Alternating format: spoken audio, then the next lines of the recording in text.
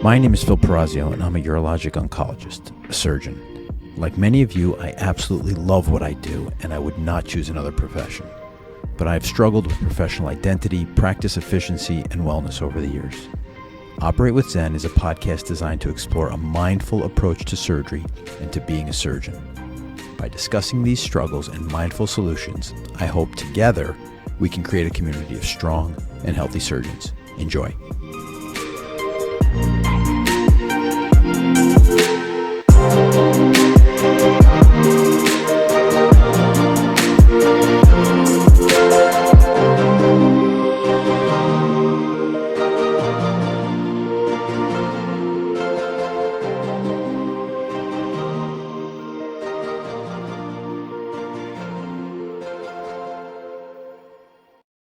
And welcome to this episode of Operate with Zen. I have the great pleasure of being joined by a colleague and friend, Dr. James Harris.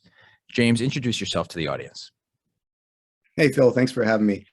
So my name is James Harris. I am a general surgeon. I do quite a bit of different types of surgery. My main emphasis is a lot of abdominal wall reconstruction, different complex hernias. I do a decent amount of bowel obstructions, colon cancers, some gastric cancer, basically operations in the belly. But I work at Hopkins, Johns Hopkins Hospital, and my main hospital is at Howard County General Hospital, which is one of Hopkins' community hospitals where I work. I'm married. I have 3 kids. My main day job is functioning as a surgeon, but as soon as I get home, I'm a full-time dad and full-time husband.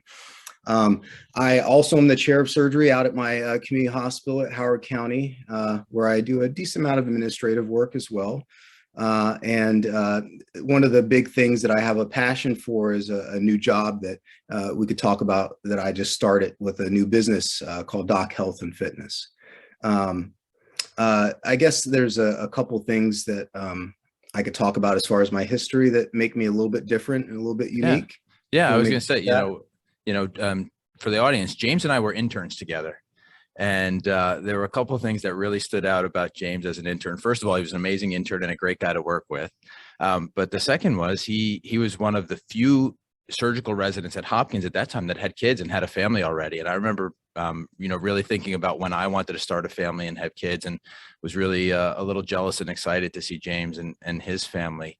So why don't you tell us a little bit about your background and kind of, what brought you to Hopkins and your surgical training, and we'll go from there. Yeah. So I started a family pretty early, and that's an understatement to say the least. So I have been with my wife since I was 14 years old. And we had our first son when I was 15. She was 17 when she had our first son, James. She took advantage of me. 2 years on me. But anyway, I always make fun of her and say, if we were in certain states, you could go to jail for that, Anyway, so I was 15 when we had our first son.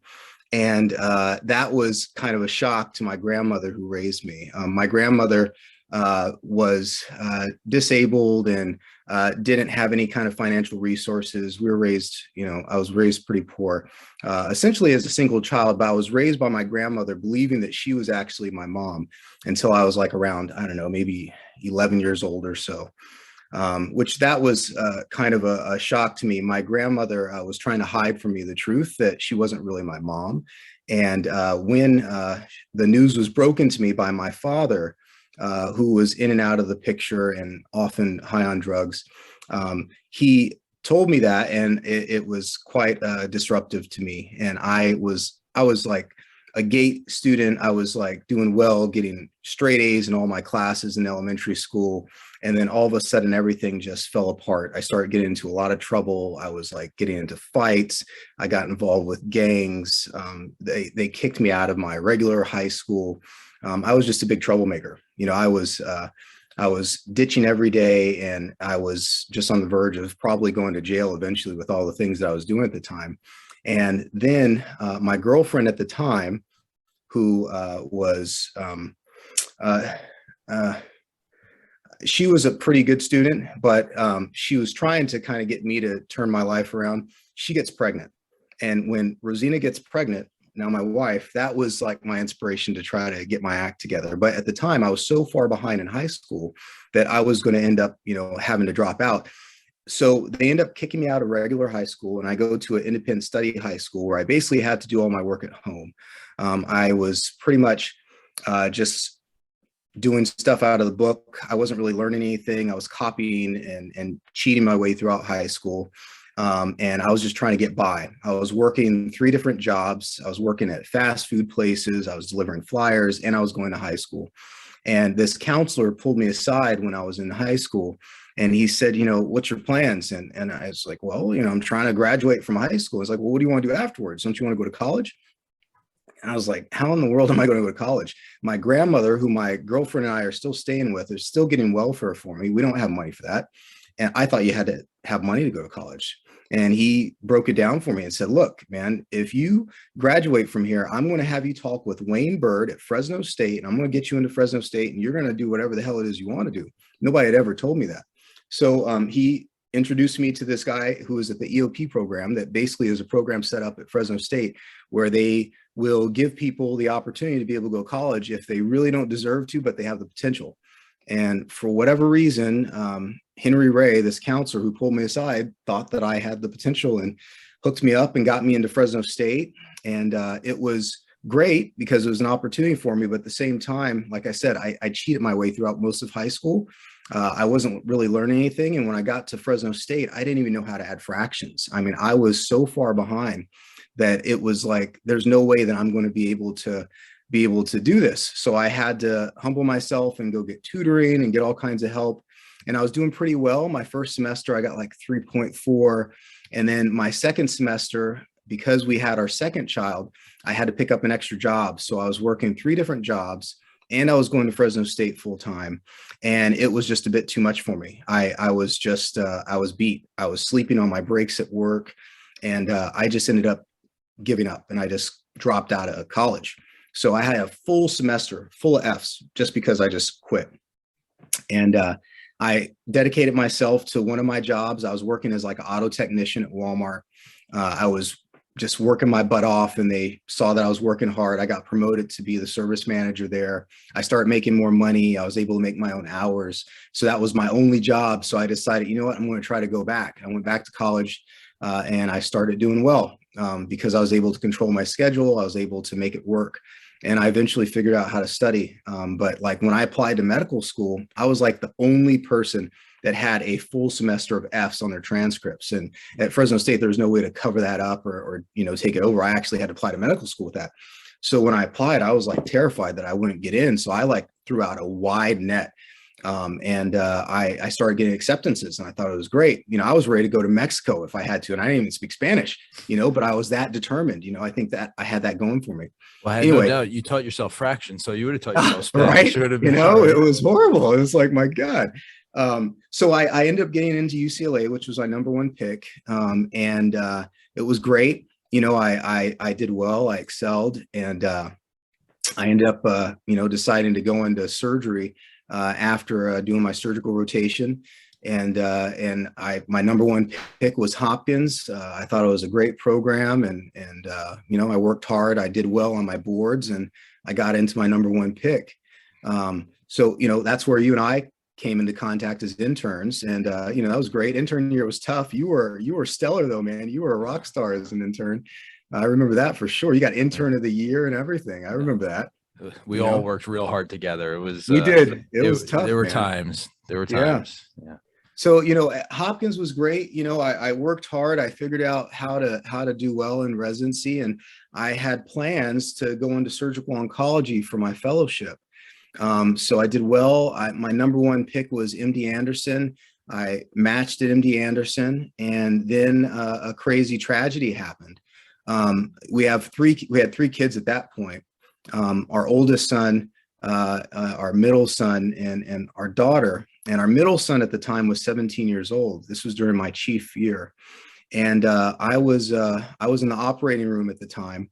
And, I know this is kind of crazy, and a lot of people it's nuts, but I'm going to say it anyway. I was in the operating room, and my middle son and I, we always had this really weird connection. I can't explain it. I can't understand it, but we would be watching television together, and we would have the same random thought. at the same time. It was crazy. And we just had this weird, we were in sync for some reason. He's so much like me. Anyway, I'm in the operating room and I'm doing this long case, and all of a sudden my eye starts watering and I feel weird. And I'm just like, what the hell is wrong with me? I just feel horrible. Something's not right. And I told the second year that was with me, I said, hey, we had just finished the case. I said, I know we usually get something to eat before we do our PM rounds, but I just feel like I need to hurry up and get home. So let's just see these people real quick. And we're actually going to Marburg on Hopkins, and we're at the Marburg elevators, and I get this call, and it's my wife, and I'll never forget. She has this, she's frantic and she's screaming. I'm like, just tell me what's wrong. What's going on? And she says, Marcus, he fell and he hit his head. He was on his skateboard and he fell. And I just, is he okay? What's going on? And she said, I don't know. He's just like, is he breathing? Just tell me, is he breathing? And she said it was breathing. But, that's just, it's been almost 9 years and it's still tough. Anyway, so I race to go to where he is. It's at the 7-Eleven that's down the street, just outside of the 7-Eleven down the street from our house. He was just riding a skateboard and he was with his girlfriend. He was coming home because he was going to fill out college applications. Marcus was like the fastest kid on the track team. You would think he was indestructible, that nothing could hurt him. The kid was so strong. We would go work out together, and I mean, you'd think he was invincible. It was crazy. He fell off his skateboard, wasn't wearing a helmet. He just fell off the wrong way, hit his head, and it almost killed him. I got called again by my wife as I was en route there, and she said the ambulance all has him. They're taking him straight to shock trauma. I was like, fine. I went straight to shock trauma. I got there as he was rolling in, and I see him and he's posturing, and from my quick look, it's like he has a GCS of 4. It's not good. So they're intubating him. I'm there in their emergency room. I know the guy who's the intensivist who met me down there. He used to be one of our fellows. So he's like, no, you're right here with me. So I'm there the whole time. And they take him to the scanner, and I see the scan, and he's got a huge epidural hematoma. So the neurosurgery team did a great job. They took him straight to the operating room. They did a craniectomy on the left side. They took care of the epidural on that side. They left the cranium off, and then they took him straight to the scanner afterwards. And Dave Efron is fantastic. I respect the man so much. He's now the head out at Shock Trauma. He met me out there, and he was with me. And we went back to look at the scan as soon as they were done with the surgery. And I almost collapsed, because then the second scan shows a subdural on the right side. So now they're taking him back to the operating room again. They did a craniotomy on this side. They took care of the subdural on that side. He's got a bolt. He's got, just serious, and we don't know if he's going to survive or not. He just had 2 back-to-back surgeries for bleeds on both sides, and he's not really doing anything. So needless to say, he ends up being in the ICU for several weeks. He gets to the point where he's stable, but not really making a whole lot of progress. The next step is for him to go to rehab. So he goes to Kinney Krieger, where he's there for, almost 8 months. I think 7 months, maybe a little shy of that. And this was tough because, I had taken a decent amount of time off from work, obviously from, residency, just enough for me to be able to get by. And I had to go back to work while he was at Kinney Krieger, which was quite a challenge. But Marcus was not really doing a whole lot. He was moving his left side a little bit, and that was basically it. He wasn't really following any commands. His mind was kind of like an infant for the most part. We did get him to, they got to decannulate him. They took his trach out, but he was still getting feeds through his feeding tube. And my wife had to learn, how to take care of all that stuff while I'm at work. He ends up going home, and, we're taking care of him. We have nursing care and stuff, but we're living, I was a resident, and a broke resident, 3 kids. We had no money. During my second year, of residency, what we filed bankruptcy. We have nobody in our family that could help us financially. I sold everything, every possession I had of any money just to be able to support the family. My class ring, everything, anything that I had was of value, with the minus of my cheap wedding ring, which is real gold, but that's the only thing. I never did that for my wife either. We never pawned our rings, but everything else of value we had, we sold just to be able to make it. And here we are living in the same small town home, 3 kids, but now our son, our middle son, is in the living room with the hospital bed and everything. And thankfully, you know, the community came together. They built a ramp for us. Hopkins came together. They were bringing us meals every day. They donated all kinds of money that helped us get through these tough times. I mean, it was amazing, which is part of the reason why I felt committed to, you know, stay with Hopkins in the long run. But anyway, I couldn't imagine taking Marcus across country to MD Anderson with all this uncertainty. And he was in such great care at Kennedy Krieger. He had all kinds of PT, OT, speech and everything. So I decided to let the fellowship go. And Hopkins said, hey, we'll keep you at Bayview if you want, but we got this other hospital at Howard County. And that's kind of how it came to be at Howard County. I thought it would be a good opportunity, so I stayed there. So Marcus, about 8 months into his injury, it was Father's Day, and we were at home and we were just like humming nursery rhymes. And Marcus started humming along. We're like, oh my God, he's humming. This is awesome. He wasn't doing anything. And we thought, man, he was so much into music. I mean, he lived by music, everything. He played the guitar, he played the keyboard, he played anything with string, he could figure it out. It was amazing. Anyway, we thought, well, let's put on some of it. Like, his favorite artist at the time was Jason Mraz. So let's put on some of his Jason Mraz music. And we put on I Won't Give Up. And he went from saying nothing to humming to singing. I mean, he hadn't said a word. And we put on his favorite music, and it accessed something in his brain. It's almost like he shocked himself. I mean, I got to show you the video someday, Phil. It's amazing.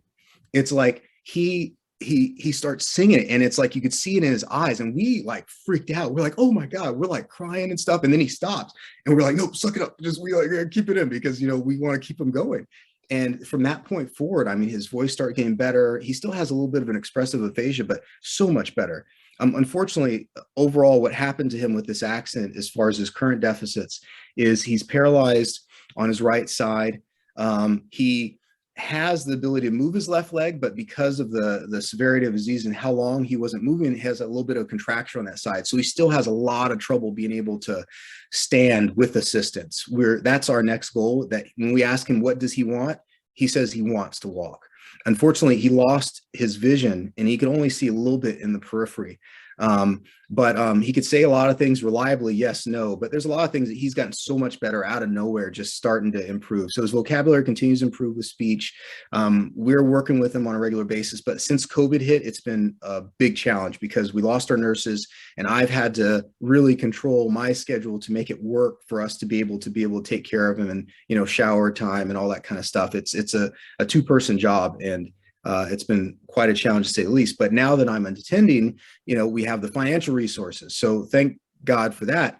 But, you know, there's so many people we met through this process that aren't as fortunate as us, you know, who have kids who have traumatic brain injuries, who they're still taking care of. And I think, man, there's times when we're struggling and I think it's hard, but then I think, man, there are people who we know that are living in trailers, and they have kids that are in a vegetative state and not doing anything. So it's all, you know, perspective. You know, yes, yeah, I know it sounds bad what's going on with Marcus, but you know what? He's making some progress, and I'm so thankful that we have him, because he could have died, you know, and we have the financial resources to be able to help him.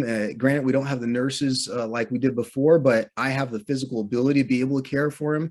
You know, it's so many things to be thankful for, because it could always be worse. But now, my big thing, and I wish I would have delayed in doing this, I'm trying to get the word out about traumatic brain injuries and kids making sure that they wear their helmets. I mean, every time my wife and I, if we see somebody going down the street and they don't have their helmet on, we stop them and we say, hey, and we even saw this one, they were on like this go-kart mini motorcycle thing. I'm like, oh my God, this kid looks like he's like 7 years old, and he's like riding down the street all fast, you know? And we actually took Marcus out, and we said, hey, hold on. And said, look, Marcus was super strong, told him the whole story. And, every time we see that kid now, he's wearing his helmet and he stopped wearing that, driving that crazy thing. But Yeah. it's like, I think that it's such a small scale now. I think that this month, I don't know if you know this, March is Traumatic Brain Injury Awareness Month. The green ribbon represents that. So I please pass the word out. It's just a big thing. And I know you have kids, no matter how old they get, make sure they wear that helmet. It's just, it changed everything. One little slip and fall the wrong way, and it almost killed him. Yeah, it's incredible. And I think it's really important to pause and just say how important that message is. And Marcus's story is so unique to many of us who haven't heard that story or haven't been through that experience, but it's not unique when you talk to other parents and families around the country and around the world, and a lot of heartache, a lot of tough times. And James, I give you and your family an incredible amount of respect for the gratitude that you show, and the way you turn it into as positive as it can be to help other people and to help others and bring yourselves together. But the message can go out there, and other children and other families can be spared and can be saved through that strong message. So kudos for stepping up and sharing that. Yeah, of course, man. So now where we are now is I'm still working full time as a general surgeon, but unfortunately, I had a hand injury. Sometimes my wife hurt her hand, slipped and fell, taking care of Marcus, and had to have surgery. And now it was my turn. I actually had a hand injury, which is devastating for a surgeon. Thank God I'm out of my splint. I've had surgery. I'm fine now, but it forced me to be out of the operating room for 3 weeks. And I was able to have clinic and everything, but I had a lot of extra time on my hands. And I started thinking, there's a couple of things. One is I had my own personal reasons to try to get my health and fitness together. I had a family history of colon cancer, and I thought a few years back, I think I just turned 40. I had been seeing patients coming in who were younger and younger with colon cancer. I thought, man, this is scary. There's one lady who was 27, and she had 2 young kids, and I had to take out, a big segment of her colon. So that's another thing that kind of got in the back of my mind. So I was like, man, I need to get a colonoscopy. So I go and I get a colonoscopy, and I had like 25 polyps. I mean, that's bad. I mean, real adenomas, and for the listeners who don't know, colon cancer starts as a polyp, and those polyps eventually turn into cancer. If you get a colonoscopy and you get those colon polyps removed, you could prevent cancers from forming, which is great. I had 25, which is a huge number. So anyway, I had those removed, and then I thought, this is supposed to be some weird fluke or something. But, my GI doc said, hey, we should repeat this in a year just to make sure that it's not something weird going on. I get a colonoscopy in a year. I've grown 5 more polyps in that short amount of time. And this guy is good. I know some people like, oh, he probably missed them. One of them was over a centimeter. I picked this guy who was fantastic, and there's no way he missed these 5 polyps. So I had already formed 5 more. And I thought, okay, something is screwed up. Let me go get genetic testing. I got genetic testing, nothing wrong. So I was like, okay, I need to get my diet cleaned up. I'm eating crap. I'm getting by. I wasn't super obese, but I was obese. I had a lot of weight on me. I was eating processed foods, a lot of red meat. The geneticist said, look, we don't see anything, but if I were you, I would cut out the red meat and start eating a little healthier. So I completely changed my diet. I cut out the processed foods. I mean, maybe I'd have a little cheat, maybe once a month, if even that, with like a steak or something. But I mean, I'm talking, I really cleaned up my diet. And then I lost the weight. I started exercising. I got a colonoscopy again another year, not a single polyp. So I thought, man, this is key, because there's so many people on American diets who eat so much crap.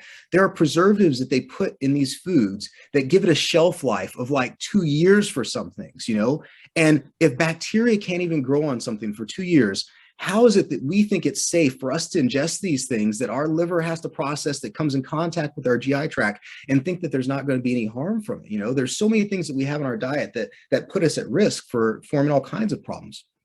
So anyway, I clean up my diet, I lose the weight, I'm in the best shape I've ever felt. So that's one thing that kind of in the back of my mind made me think, wow, this is great. But the other thing is, patients that I see for complex hernias, some of them are morbidly obese. And if I fix their hernia while while they're heavy, they have a very high likelihood of having a recurrence. So most of the time I'm talking with them about, how they could go about losing the weight before we fix the hernia. So for these folks who are, having problems because of their hernia and it's not a choice, like if it's emergency, that's a different story. Those we just have to fix. But there are some out there who are living with their hernia and they just need to lose the weight before they can actually do it, but they don't know how. So I start spending half the time of my visits just counseling them about how they can lose the weight using strategies that I learned from and different types of fitness, programs they could take part in so they could lose the weight. And over the years, I start seeing patients come back to me after I'd given them this advice and they were ready to have their hernia because they lost the weight. So then I have this hand injury and I start thinking, what can I do right now that could be helpful in a different type of platform? And I thought, well, what if I was to develop a curriculum where it would have a program that would set up a diet, exercise program, and a rest and recovery program, and teach that to other physicians who are going to have the insight of, from a health standpoint, of thinking about different important factors that can impact a patient's, livelihood. Because some fitness trainers, they just don't know. I can't tell you how much business I get from personal trainers who are pushing people too hard, and then they get a hernia or they get some other type of injury. They don't think about things that happen from a medical standpoint because they don't see the end results of it. I do. I see them after they've gotten hurt. People will not listen to their bodies and they'll get pushed to the point of getting hurt. And then they're not going to make any progress because they got hurt. So that's one thing, is I'm looking at it from a medical standpoint. I'm trying to optimize a client's health through diet and fitness in a safe way, so they could, be at their best, level of health. So anyway, I thought if I could teach doctors how to go about filling out this or fulfilling this criteria in this curriculum, and they could then go out and teach others how to do it, we could do this through a virtual platform, because with COVID, nobody's going to, in-person sessions. So we developed this DocHealth and Fitness, and basically it's an online forum where you could actually purchase a program where we have a 45-minute consultation with a client. We set up their diet program, we set up their physical fitness program, and then we set up the rest and recovery program. And then we follow them each week, and each month, we see how they're doing. And it's basically a 45-minute session followed by 3 15-minute follow-up sessions. And then if they want to renew, that's great. Or if they learned what they needed to and they want to go on and do it on their own, that's also fine. We basically set up clients with the tools that they could use on their own to be able to achieve their weight loss goals without having to jump straight to weight loss pills or fad diets, or weight loss surgery. Because here's the thing, a lot of people get referred to bariatric surgery right off the bat. And what's going to happen is the bariatric surgeon is going to say, well, you have to prove that you could lose 25 pounds, 30 pounds, right? They have to do that. They're not going to take them to weight loss surgery until they've proven that they could do that. But the thing about that is, if you could prove that you could lose 25 pounds on your own, why not continue to do that? You don't have to jump straight to weight loss surgery. I think it's good for some people, but the problem is I see all the consequences that come from people having bowel obstructions, from people having worsening reflux. It's not a cost-free solution. It does come with significant risk. And if a patient or if a client and in this forum could lose the weight under our guidance, then why not try that first? And if that doesn't work, then maybe they may need weight loss surgery. But I think there's other safer modalities that one could go through to try to achieve their weight loss goals. Yeah, James, I think it's a really incredible program, and I want to get to some more of the nuts and bolts of it. But one of the things we talk a fair amount on this podcast about is kind of mindfulness and the mindful approach and really seeking out purpose. And when I heard your story, and when I heard about DocHealth and Fitness, it was like, man, this is a perfect example of Dharma. And I don't know if you've ever heard that expression before, but Dharma is kind of where passion and skills and compassion meet usefulness or service. And you've taken your love for surgery, you've taken your love for people and what you do, and put a spin on this and found a real niche and interest where all of your loves kind of coalesce. And it really, I think, is generating something powerful. And I think it really generates a great story of the great things we can do as surgeons outside of the operating room, how we can be more than just what we are, in the operating room, and how to kind of line those things up. So I just wanted to give you kind of credit for the story here. I think it's, this is another incredible story you've given us, James. Oh, thank you. Yeah. So give us a little more nuts and bolts. Who are your partners in DocHealth and Fitness? How are you building out the program? What's kind of your rationale and thought process with the patients? And then we're going to dive into how you keep healthy, and we're going to talk about some of our physical health and physical wellness. Yeah. So we have a pretty diverse group. I have a couple other physicians that are looking at joining the team, but the ones that have currently joined our team, we have an anesthesiologist, we have a hospitalist, we have a chiropractor, we have another surgeon, and we have an OBGYN, who are all part of the team. And we basically all have the thing that we have in common besides being physicians is we all have a passion for fitness and for nutrition. And we've all had our struggles. We've all learned different ways to go about accomplishing that goal. What I like about the idea of having different docs who have achieved their goals through different avenues is that we all have one thing in common. We all know that we had to go into a caloric deficit to be consistent with that to achieve that goal. And with the program that we have set up, it's not a fad. Let's hurry up and lose this weight for the summer so that we could, look, it's really not about that. It's about achieving sustainable goals, because what we know about fad diets is if you try to lose that weight fast, it's not sustainable. And I'll give you an example. I had this one client who very motivated, extremely motivated, lost 3 pounds in a week. And our goal that we set up was 1 pound. But she was so motivated, she wanted to show that she could get off. And I said, that's great, but let's look at the details. I want to see how you achieve that. And there was a Tuesday that she said, oh, I only had 800 calories that day. That's not sustainable. She cut her calories so much that she was miserable too. She was irritable. And the thing is, yes, she got to this, extreme goal, but that is not something that she could do for the long term. But if she was to just simply cut her calories by 500 calories per day, you multiply that by 7, that's 3,500 calories. I mean, this is the model that I use this is exactly 1 pound of fat. That's 3,500 calories. 1 pound of fat is what she could lose in a week. But trying to go for 3, and what happens is if you try to lose too much, you also lose muscle. Your body starts to eat its own protein, right? So if you cut your calories so low, you hurt yourself because you lose muscle. And what do you do then? Your metabolism takes a hit.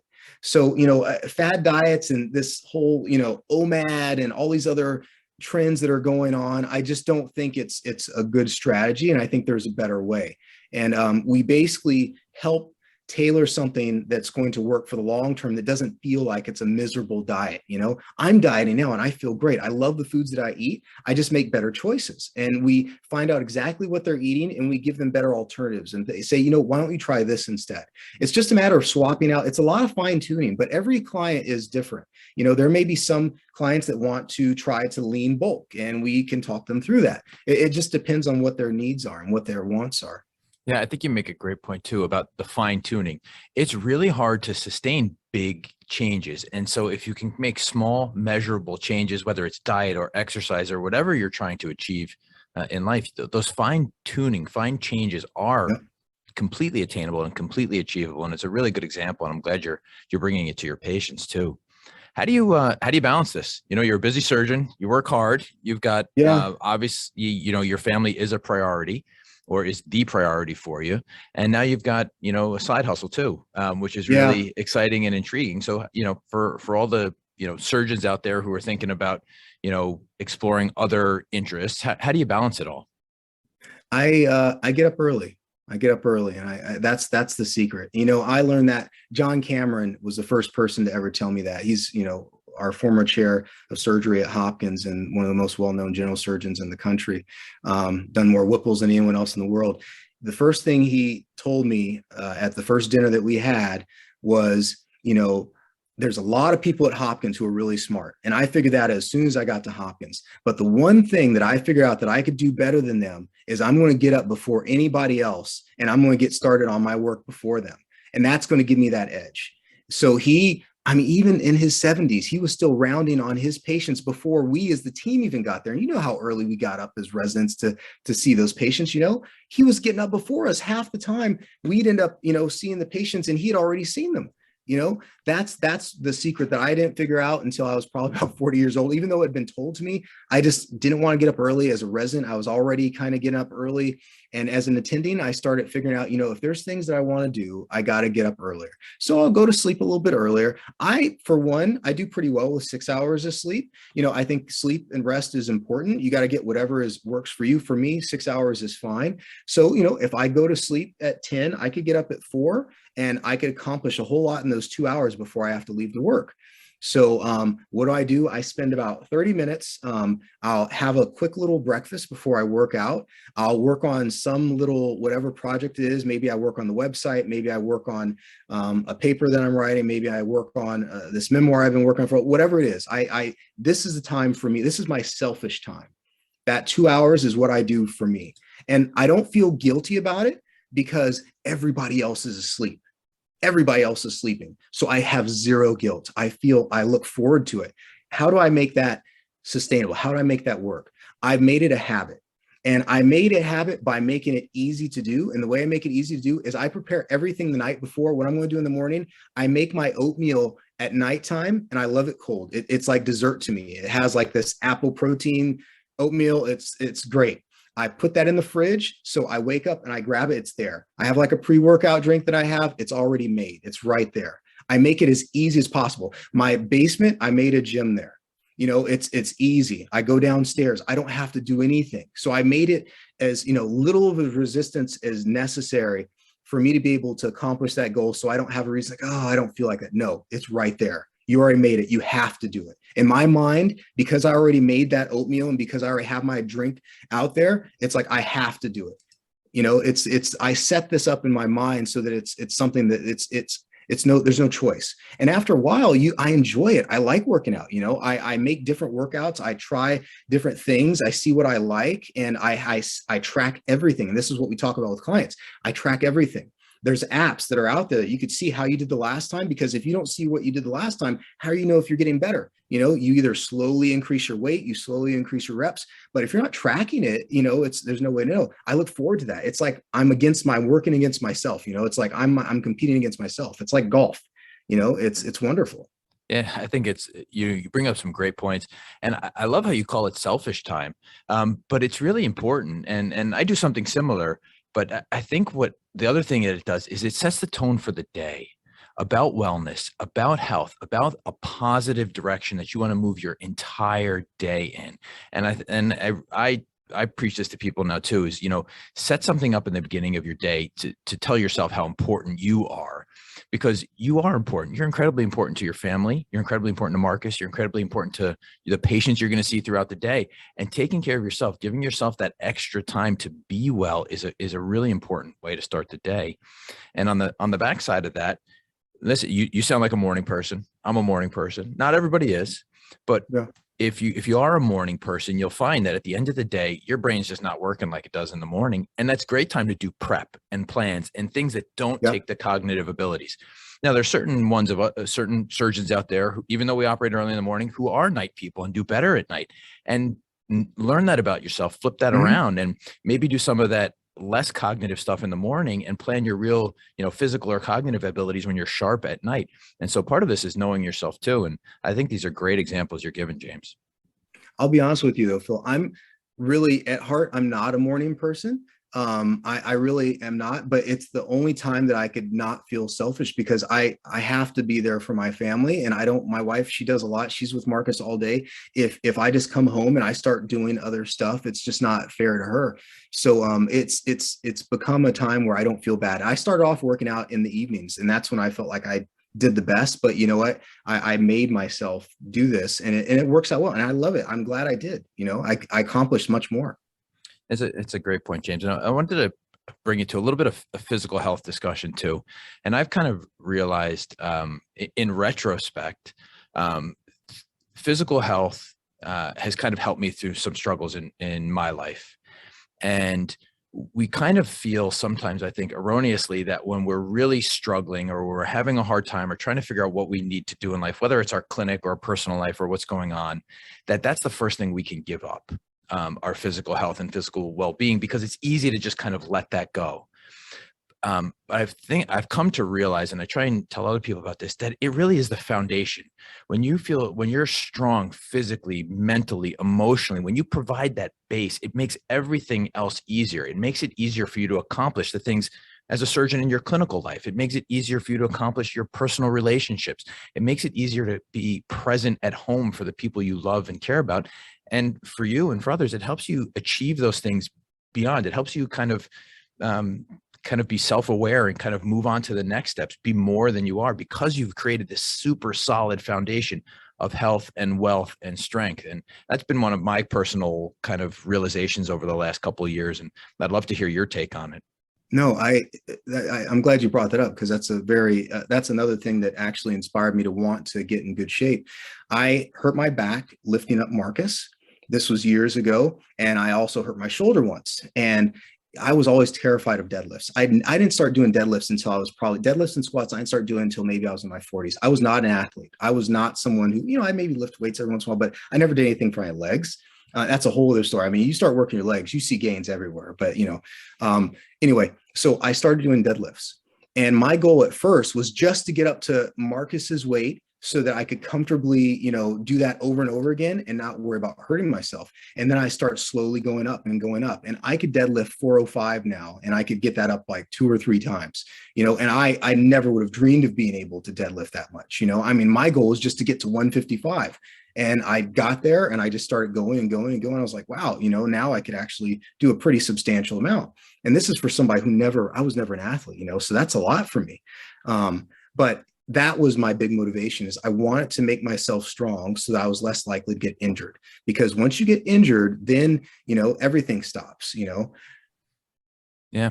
And, we've talked on this podcast a bunch about flexibility and cardio, yoga, and other things, but let's talk strength training. I mean, it really is I think an important aspect of being healthy as a surgeon, keeping your back, neck, everything Absolutely. kind of upright and strong. So give us kind of your take on strength training, just even if it's just basic philosophy on it, and then even some things, somebody who's interested in getting started, where to get started and how to move forward.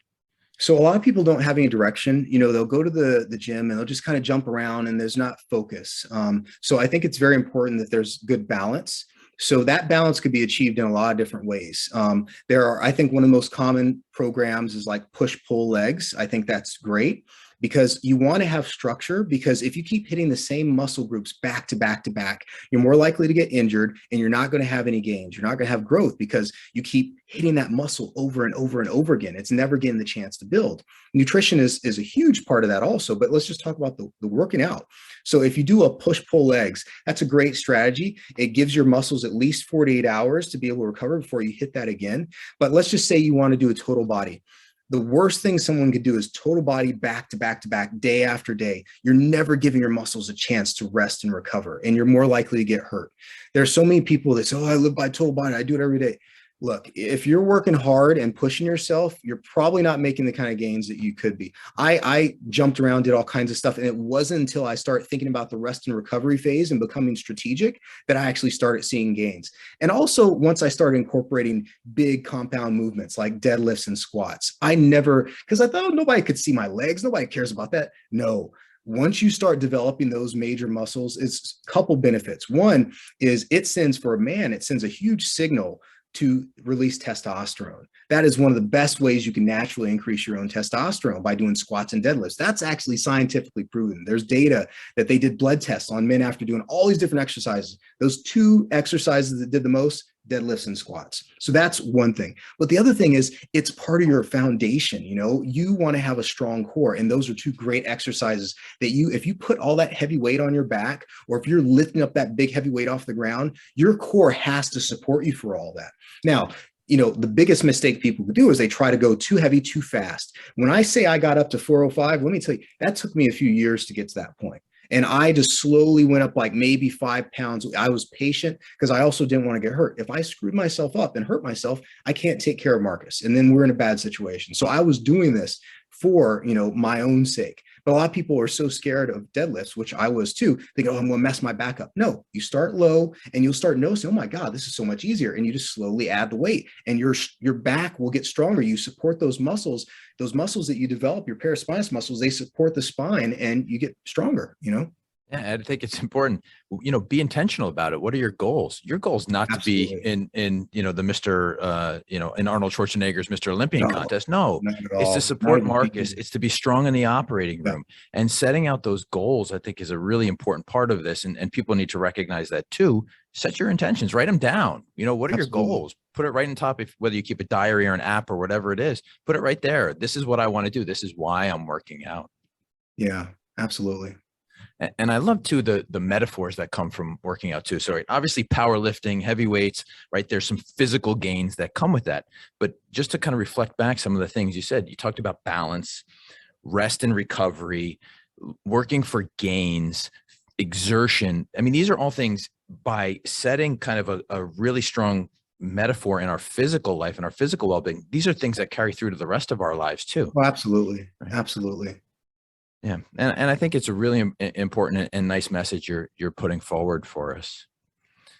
Is there anything else you want to talk about physical strength? Because I want to go back in history a little bit. I want to talk about some Yeah. other stuff, unless you Go ahead. have more you want to talk about here. I want to go back to how you got into medicine and why medicine. And I know we've talked in the past about kind of your honestly your unabashed love for general surgery and operating and helping people, but take us back teenage years, barely figuring out college.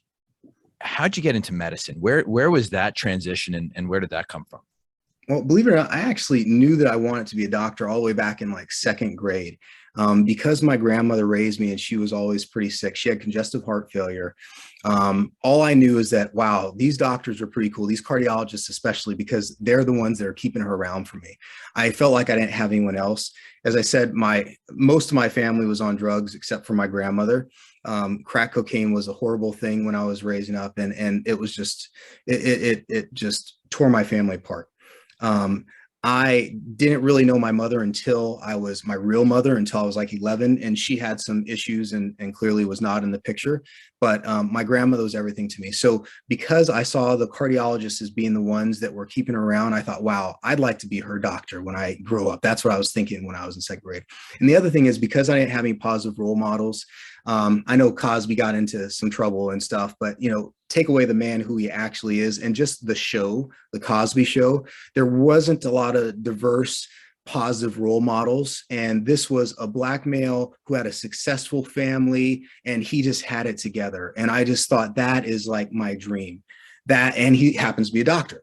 He was an OBGYN, but that was another thing. So I think the combination of having a positive role model who was a doctor on television, even though it was a fake, that's, in my mind, I thought, wow, that's cool. And my grandmother having a real cardiologist who I know was like keeping her around for me, that kind of initially sparked my interest in medicine. And that's when I had started saying that I wanted to be a doctor. It wasn't until I started, when I got into middle school, when I started getting into some trouble and, girlfriend got pregnant, everything, that I finally turned my life around. But I was getting into trouble because I didn't realize that I could go to college. I thought to go to college, you had to have money. And I thought, why am I wasting my time? And then the thing that pushed me overboard is when my dad broke the news to me that my grandmother wasn't really my mom. That was like, just everything just fell apart. And I stopped doing well in school. And thankfully, I met that counselor. But that was my initial motivation, is my grandmother and Cosby. Yeah. That's great. And, it's match season, when we're recording this, and you see a lot of messages of people having good days and bad days as they go through the match. And you've obviously had good days and bad days, and been through a bunch of things that have obviously made you resilient, and you've kind of had to. But, what advice would you give for kind of up and coming surgeons, whether they're students or whether they're residents or even, young faculty members that are struggling, whether it's personally or professionally? How do people get through tough times? Well, I think the most dangerous thing, and we've lost many providers from depression, and it's very sad, but a lot of great people that we've lost over the years. Some who I knew personally. And I think that a lot of folks, they have something bad happen to them and they can't see past it. And I just wish that folks could just realize that, this storm that they're in, it's going to pass at some point. But let's just say it didn't. They should look at the situation. Like Marcus, for example, that's our storm, right? This Marcus is our storm. And in the beginning, I was like, okay, so I'm going to go back to fellowship afterward. And then I was thinking about that initially. It's like, it's going to pass. It's going to be okay. But just pause for a moment and just say, well, what if it's not going to change? What if this is the new reality that I have to live with? How can I live in this circumstance and be happy? How can I live life to the fullest in this storm that I'm in? And there's a saying, it's a poet, I think Greene is last name, I believe. And she says something, and I'm paraphrasing, but instead of waiting for the storm to pass or wondering when the storm's going to pass, learn to dance in the rain. So I've learned how to dance in the rain. Even though what we see as a possible storm, we are thriving, we're happy. And if this is what the rest of our life is going to be, having Marcus in this state, we're going to do the best we can to try to get him, to make progress. But if this is what the rest of his life is, you know what, it's going to be okay. I've learned different ways that we can still find happiness in our situation. I think that a lot of people, there's bad stuff's going to happen. And if you just focus on the negative, and you think like that, you're just going to bring more negativity to you. You have to think about the good things that you have in your life. If you're still breathing, if you could still walk on the two legs that you have, you're fortunate. If you could still use your hands, you're fortunate. There's so many people that don't have that. You're breathing, you're alive. You still have your vision, you could still see. That's great. And my son, Marcus, still laughs. He still has Marcus, he lost his vision, for God's sake. He can't see hardly anything. He's like essentially blind. He can't move his right side. He's stuck in a wheelchair. But that kid laughs and makes us laugh every day. If you can't be happy with the ability that you have, you got to relook at things, and you got to think, how can I look at things differently? Because you have a reason to be happy. You have a purpose. You just have to find it. Stuff sucks. This is not heaven that we live in. This is earth. It is what it is. Bad stuff happens to good people all the time, and you can get through it. You just have to try to see past the bad things that are going on right now and look for the good things. Because I promise you, there's something good that's going on in your life. Everybody has something good. That's incredible, James. And it's an incredible message that you share with everyone. In our last few minutes here, I just want to give you the opportunity. Is there anything else you want to talk about? Any part of the story you want to tell that I didn't, get to, or anything else you want people to know? No, I think that was pretty good, man. I appreciate your time. This is yeah, great. No, it's been really fun talking. And, you and I have also talked about diversity, equity, inclusion, and how to be better in surgery and surgeons. And you're a shining role model for surgeons, period, but especially for our young Black men and women, for surgeons who come from, who are not from advanced backgrounds and really struggle. You really are a role model and a shining example of a human being and a surgeon. And I give you a lot of credit for everything, James. And I'm really happy to have known you. Well, thank you, Phil. I appreciate it, man. Thanks for having me on the show. Yeah. So, just to kind of summarize, just to kind of bring up some of the main points from this discussion here. I'm going to lead with traumatic brain injury, and this is Traumatic Brain Injury Month, as you pointed out. Yes. And to share Marcus's story is so important for so many people and so many families out there. So make sure you're wearing helmets whenever you're doing kind of any active sport that could, put you at risk. And I think the other major point that we have to talk about is physical health and wellness. It really is our foundation of being a better person and achieving all of the things in our clinical, professional, and personal lives. You talked about selfish time. I love that term. Really devoting time to yourself, whether it's in the morning, afternoon, evening, whatever works for you, but to set the tone of wellness and happiness and well-being for yourself and for your family and for the patients you're going to care for later in that day. We talked about the metaphors between powerlifting and life, right? Find balance, give yourself good core strength, rest and recovery, focus towards intentional gains, set a goal and go out there and achieve it. Recognize where you want to be. And then lastly, and I'm pretty sure I'm going to have to name the title of this podcast, Learning to Dance in the Rain. I think that is an incredible message for us, James, and an incredible story. And I thank you so much for sharing it with everyone today. All right. Thanks, Phil. All right. Pleasure. Hope to see you again soon. All right, man. Take care.